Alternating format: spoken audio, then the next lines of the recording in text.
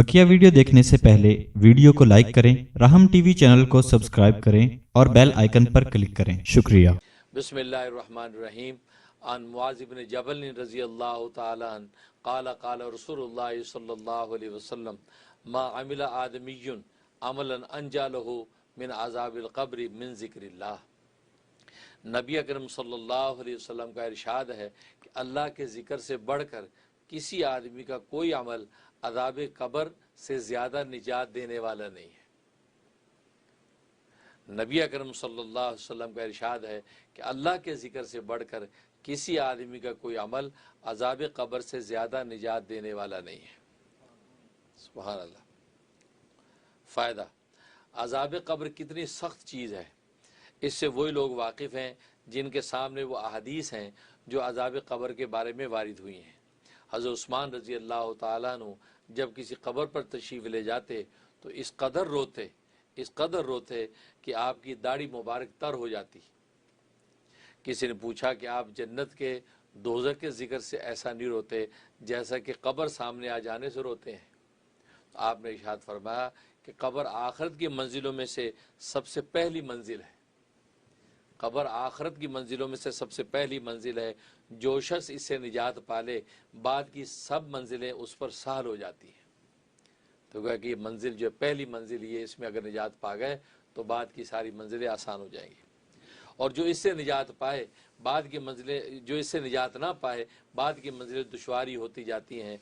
फिर आपने हुजूर अक़दस सल्लल्लाहु अलैहि वसल्लम का इरशाद सुनाया कि हुजूर सल्लल्लाहु अलैहि वसल्लम ये इरशाद फरमाते थे कि मैंने कोई मंज़र कब्र से ज़्यादा घबराहट वाला नहीं देखा।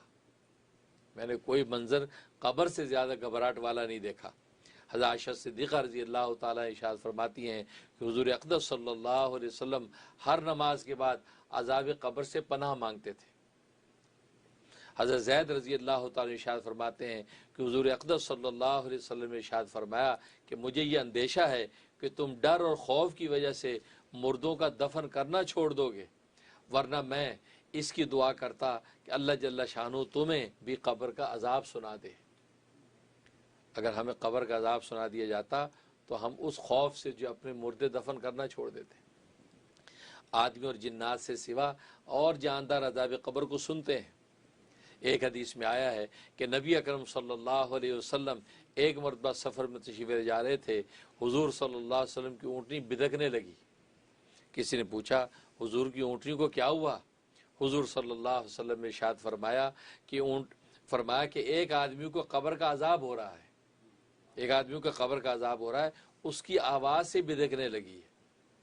ज़ाहिर है कि इंसान और जिन्नात के अलावा हर जानवर जो है, हर मखलूक जो है अज़ाब कब्र की आवाज़ को सुनती है। एक मरतबा नबी अकरम सल्लल्लाहु अलैहि वसल्लम मस्जिद में तशरीफ़ ले गए तो चंद आदमियों को देखा कि खिलखिलाकर हंस रहे हैं। हुजूर सल्लल्लाहु अलैहि वसल्लम ने इरशाद फरमाया कि अगर मौत को अक्सर याद किया करो तो ये बात ना हो। अगर मौत को अक्सर याद किया करो तो फिर ये बात ना हो कि तुम खिलखिला के हंसो। कोई दिन कब्र पर ऐसा नहीं गुजरता जिसमें ये ऐलान नहीं करती कि मैं गुर्बत का घर हूँ, तन्हाई का घर हूँ, कीड़ों और जानवरों का घर हूँ। जब कोई मोमिन कामिल ईमान वाला दफन होता है तो कब्र उससे कहती है तेरा आना मुबारक हो, तेरा आना मुबारक हो, तूने बहुत ही अच्छा किया कि आ गया। जितने लोग मेरी पुश्त पर यानी ज़मीन पर चलते थे तो उन सब में तू मुझे सबसे ज़्यादा महबूब था, और आज तो मेरे सुपुर्द हुआ है तो मेरा हुस्न सलूक भी देखेगा। कि कब्र जो उसके साथ हुस्न सलूक का ऐलान करती है। इसके बाद वो इस कदर वसी हो जाती है कि मुंतहे नज़र तक खुल जाती है, मुंतहे नज़र तक खुल जाती है, और जन्नत का एक दरवाज़ा उसमें खुल जाता है जिससे वहाँ की हवाएं, खुशबुएँ वगैरह पहुँचती रहती हैं। और जब काफिर या फाजिर दफन किया जाता है तो कब्र कहते हैं कि तेरा आना मनहूस और नाम मुबारक हो, तेरा आना मनहूस और नाम मुबारक हो। क्या ज़रूरत थी तेरे आने की? जितने आदमी मेरी पुश्त पर चलते थे सब में ज़्यादा बोझ मुझे तुझसे था, सबसे ज़्यादा बोझ मुझे तुझसे था। आज तो मेरे हवाले हुआ तो मेरा मामला भी देखेगा। इसके बाद वो उसको इस कदर भींचती है कि पसलियाँ एक दूसरे में घुस जाती हैं, एक दूसरे में घुस जाती हैं। जिस तरह हाथ में हाथ डालने से उंगलियां एक दूसरे में घुस जाती हैं। उसके बाद 90 या 99 अजदहे اس پر مسلط ہو جاتے ہیں، 90 یا 99 ازدے اس پر مسلط ہو جاتے ہیں جو اس کو نوچتے رہتے ہیں، اور قیامت تک یہی ہوتا رہتا ہے، الیاذ باللہ، قیامت تک یہی ہوتا رہتا ہے۔ حضور صلی اللہ علیہ وسلم فرماتے ہیں کہ اگر ایک اژدہا بھی ان میں سے زمین پر پھونکار مار دے، ان ازدوں میں سے جو 99 90 ان میں سے ایک اژدہا زمین پر پھونکار مارتے تو فرمایا قیامت تک زمین پر گھاس نہ اگ سکے، یعنی اس پھونکار سے زمین پر گھاس نہیں اگے گی قیامت تک، ایسی اس کی پھونکار ہے۔ لیکن وہ 90 یا 99 جو ہے وہ اژدھے اس جو ہے قبر کے اندر اس فاسق فاجر کو نوچتے ہیں۔ اس کے بعد حضور صلی اللہ علیہ وسلم نے ارشاد فرمایا قبر یا جنت کا ایک باغ ہے یا جہنم کا ایک گڑھا ہے، نیک آدمی کے لیے جنت کا باغ ہے اور برے آدمی کے لیے وہ جہنم کا گڑھا ہے۔ ایک حدیث میں آیا ہے کہ نبی اکرم صلی اللہ علیہ وسلم کا 2 قبروں پر سے گزر ہوا، ارشاد فرمایا ان دونوں کو عذاب ہو رہا ہے، ان دونوں کو عذاب ہو رہا ہے، ایک کو چغل خوری کے جرم میں اور دوسرے کو پیشاب کی احتیاط نہ کرنے میں، کہ بدن کو اس سے بچاتا نہ تھا۔ ہمارے کتنے مہذب لوگ ہیں جو استنجے کو عیب سمجھتے ہیں، اس کا مذاق اڑاتے ہیں۔ علماء نے پیشاب سے نہ بچنا گناہ کبیرہ بتایا ہے۔ ابن حجر مکی رحمۃ اللہ نے لکھا ہے کہ صحیح روایت میں آیا ہے کہ اکثر عذاب قبر پیشاب کی وجہ سے ہوتا ہے، اور ایک حدیث میں آیا ہے کہ قبر میں سب سے پہلے مطالبہ پیشاب کا ہوتا ہے کہ پیشاب کے چھینٹوں سے بچتا تھا کہ نہیں، یہ اپنی پاکی ناپاکی کا پیشاب کے اعتبار سے لحاظ رکھتا تھا کہ نہیں، سب سے پہلے قبر میں اس کا سوال ہوگا۔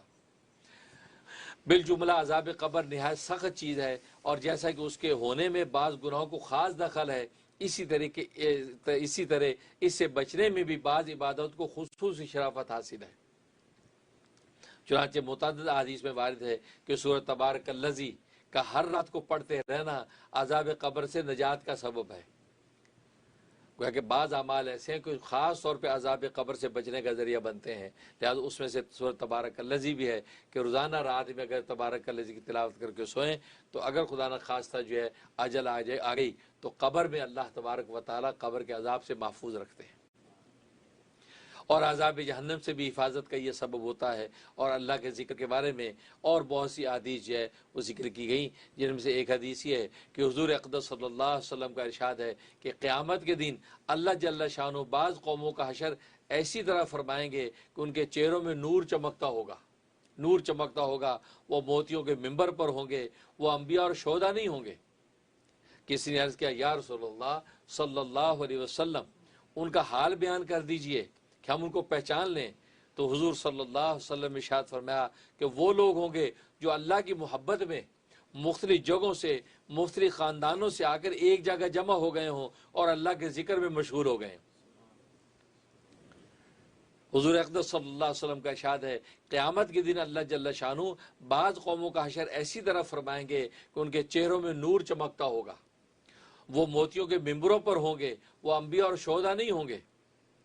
کسی نے عرض کیا یا رسول اللہ صلی اللہ